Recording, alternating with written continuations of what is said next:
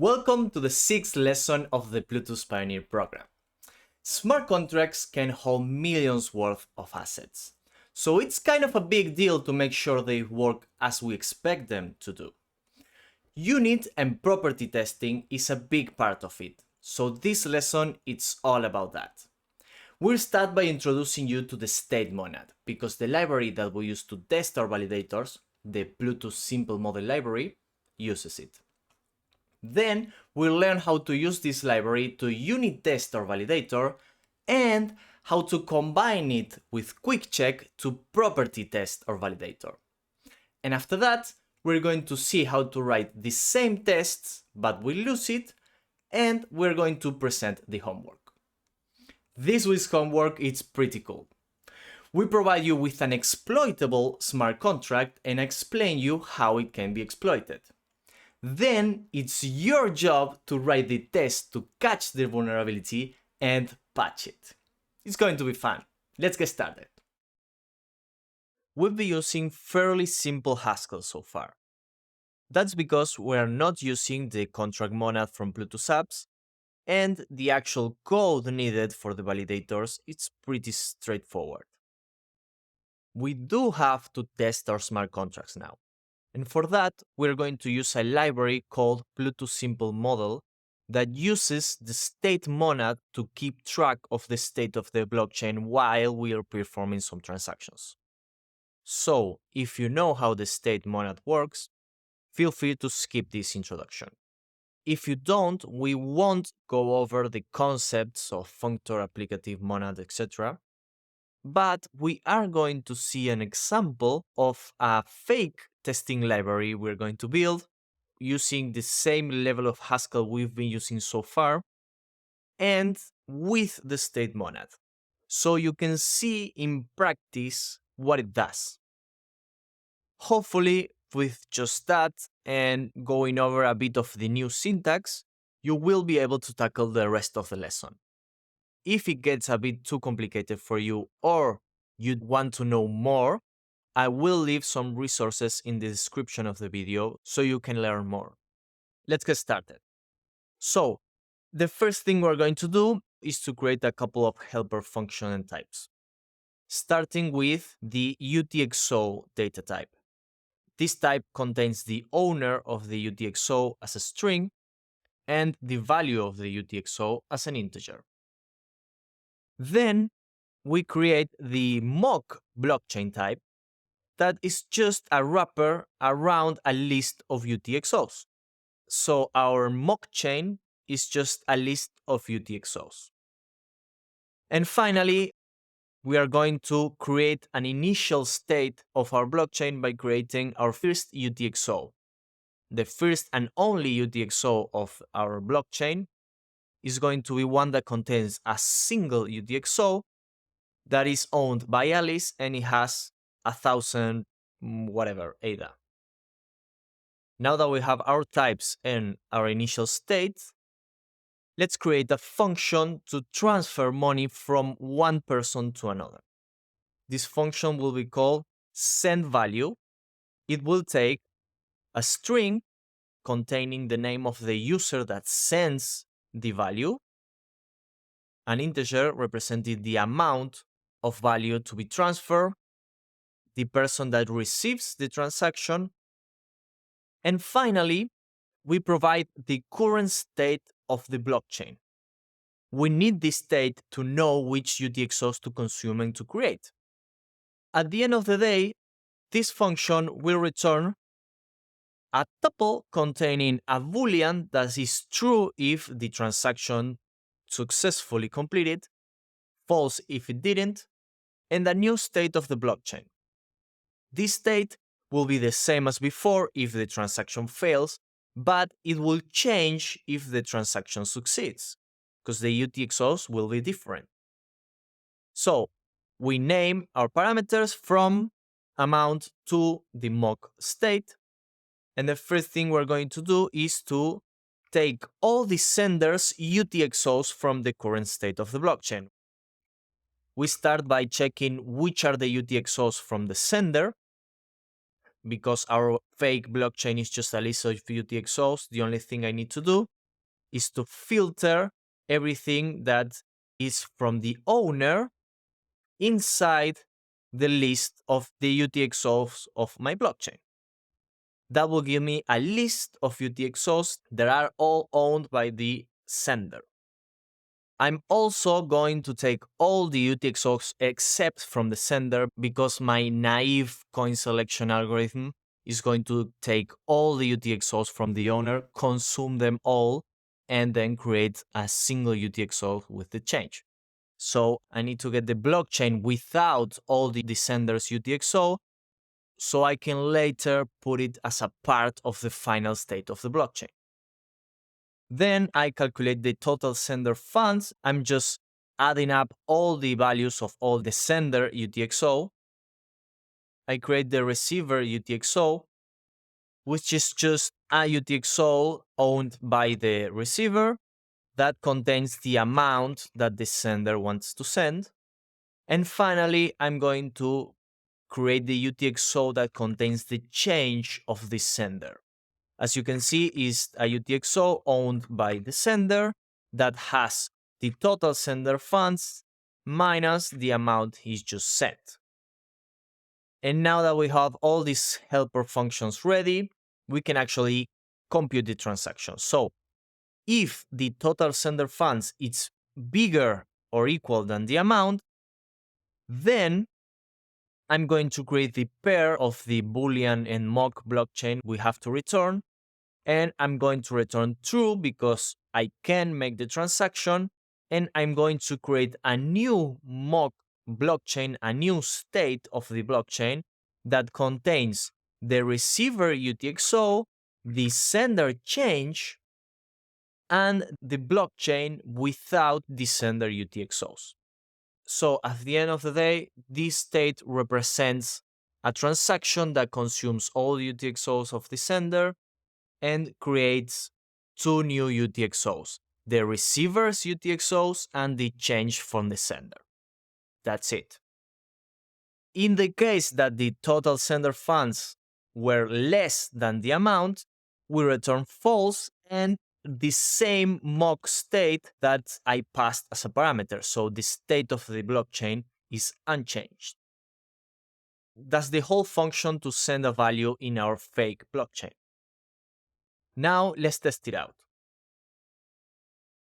We're going to write a function called multiple transactions that returns the final state of the blockchain with a Boolean indicating if all the transactions succeeded or not.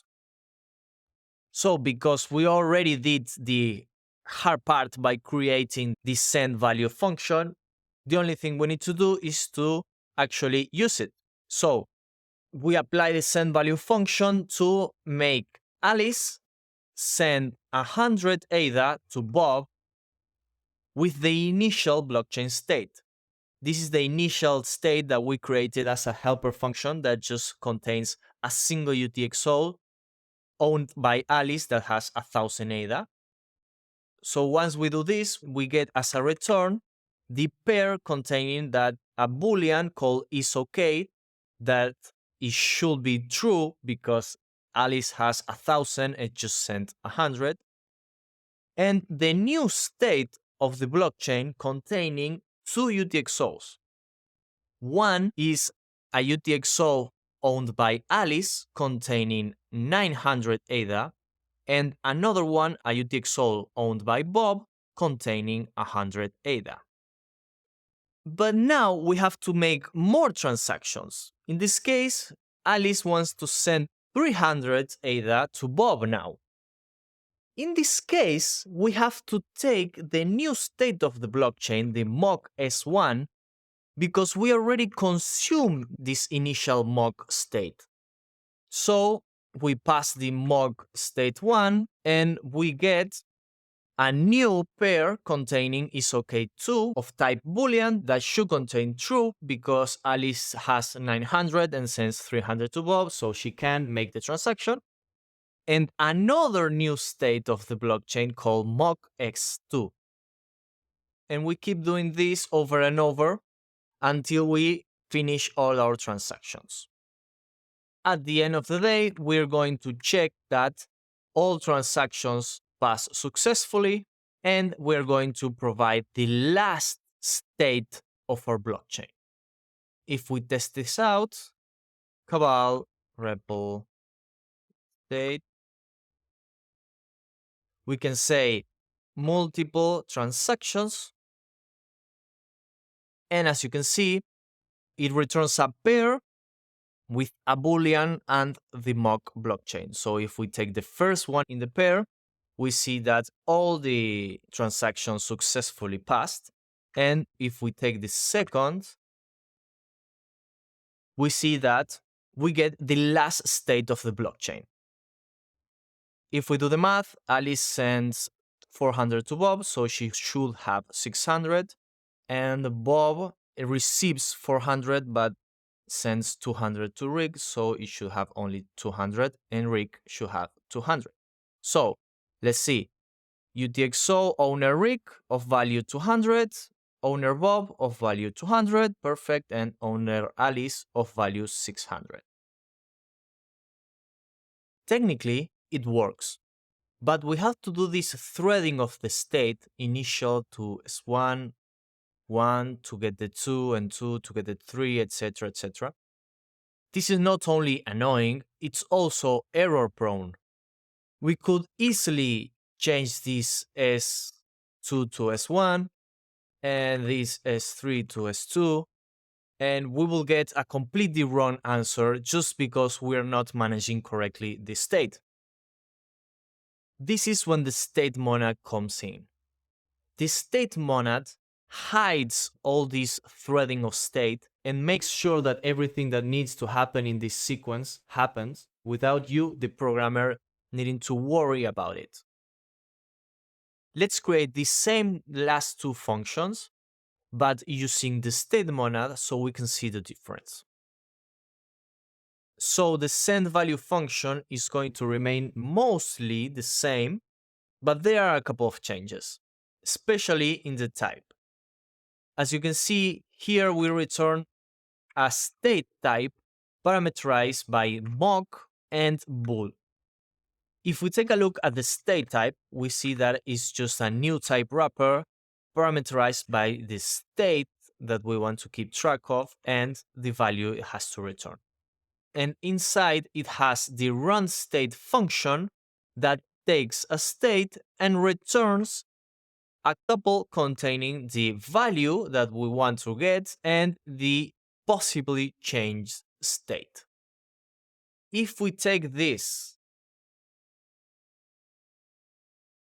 and we align it with the state we want to keep track of, we see that the run state function aligns perfectly with the last two values of our function. So we can use it to keep track of the mock state while returning whatever value we want to return. In this case, bool, but it could be something different in a different function. So going back to our new function, we get three arguments, same as before, the sender, the amount to send, who's the receiver, but we don't provide explicitly the state, because that is handled under the hood by the state monad. We do, however, start the function with this new do keyword. The do keyword indicates the start of the do block that contains a sequence of actions performed to a monad, in this case, the state monad. And the first action is to actually get the state of the blockchain. This get function comes with the state monad. We have a couple of functions and actions that state provides that come in handy. Get returns the state from the internals of the monad. Put takes a state and replaces the state inside the monad. As you can see, it doesn't return anything of value. The only thing it does is to change the underlying state of our monad. And we also have the run state function that unwraps the state monad computation as a function. We give it the computation to execute the initial state, and it will return the value and the final state. Going back to our sendValuePrime function, we get the current state of the blockchain, and then we calculate the same exact values we did before. We check if the total sender funds is bigger than the amount, and then we start a new do block inside the current do block. We put a new state of the blockchain and return only true. We don't need to return the tuple anymore because that's handled under the hood by the state monad. We just return the value we care about, the true. And in the case that the total sender funds were smaller than the amount, we don't change the state of the blockchain and return false. So at the end of the day, it's the same as doing nothing. So this is a new sendValuePrime function using the state monad.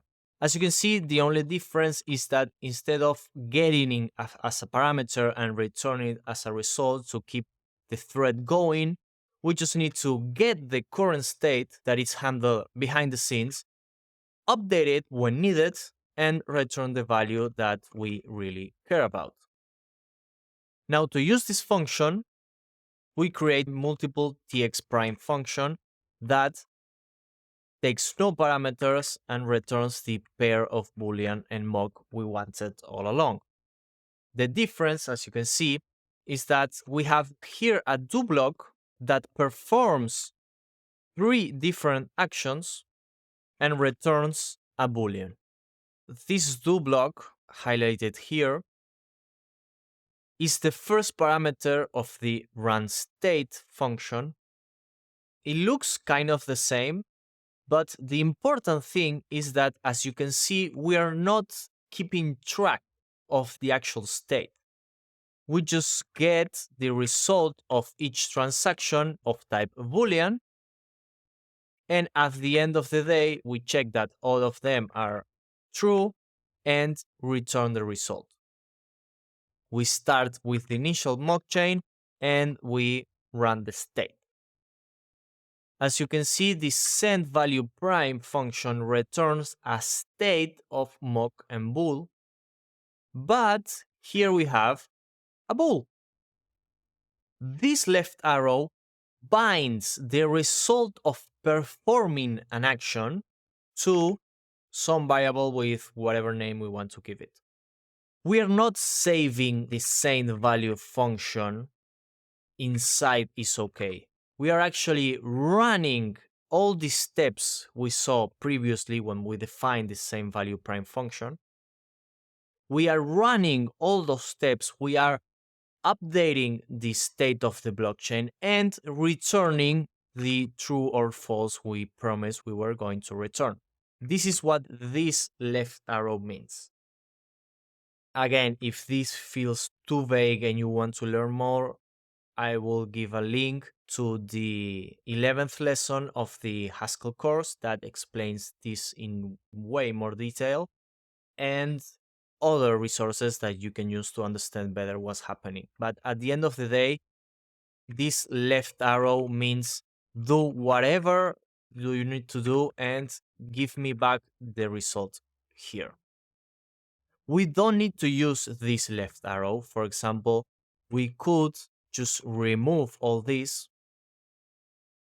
And as you can see, we get a warning that a statement discarded as a result of type bool.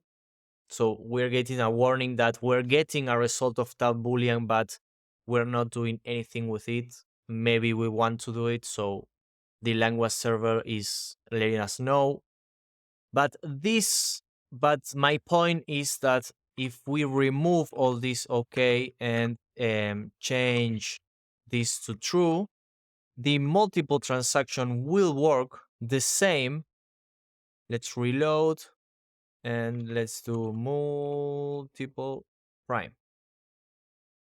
As you can see, it returns true because I hard-coded that, and the actual correct state of the blockchain. So we don't need the left arrows to actually perform the actions. Each line of the do block, except for the let bindings that are lazy, perform an action. What we're doing here is to actually saving the result of the actions, so we can then use it for something interesting.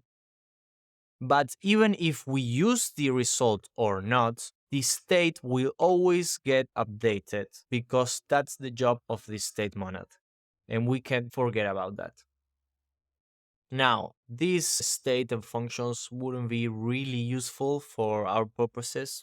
But as I said before, the Plutus simple model library that we are going to use to actually test our code uses this concept of state monad.